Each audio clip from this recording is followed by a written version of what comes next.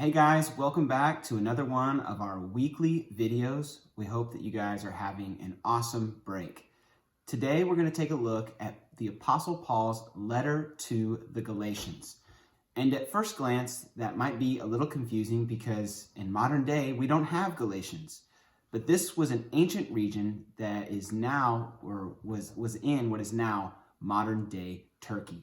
The Apostle Paul wrote this letter in the late 40s or the early 50s, and it is believed that this is his first letter to one of the churches that he established. Paul wrote this letter because these churches in the region of Galatia were beginning to stray away from the original gospel message that he had preached to them.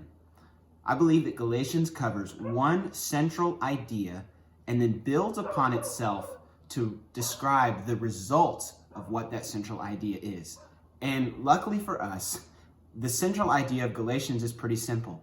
It's the gospel. So if you would, open up to Galatians chapter 2 and start in verse 16 with me.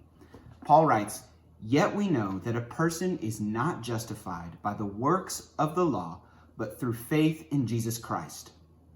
That's pretty straightforward and simple. He follows that up in verse 20 with this, "I have been crucified with Christ.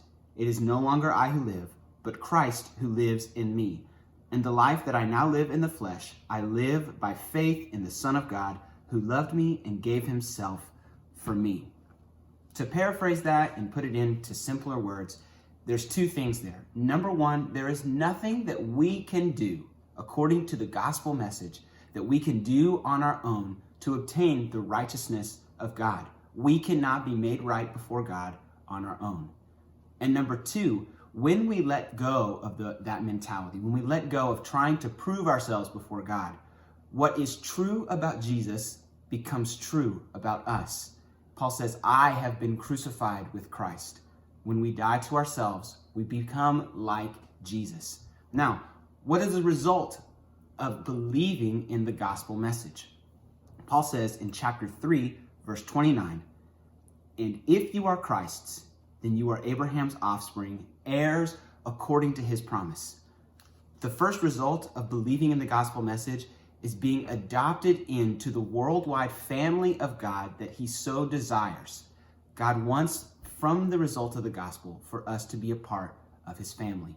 Number two, in chapter 5, verse 16, Paul says, "But I say, walk by the Spirit, and you will not gratify the desires of the flesh." The Spirit of God transforms our character and our nature to become more like him. The second result of the gospel is spiritual transformation. And finally, in chapter 6, verse 16 or verse 15, Paul writes, "For neither circumcision counts for anything, nor uncircumcision, but a new creation." The result of the gospel is a new way of living. It's not about this way or that way. It's about a new creation, becoming made new in the eyes of God. So what is our response to the gospel message? I believe that we have to ask ourselves this question, and I challenge you with this week. Is what is true about Jesus true about you? Thanks, guys. Hope you enjoyed this teaching, and we'll see you next week.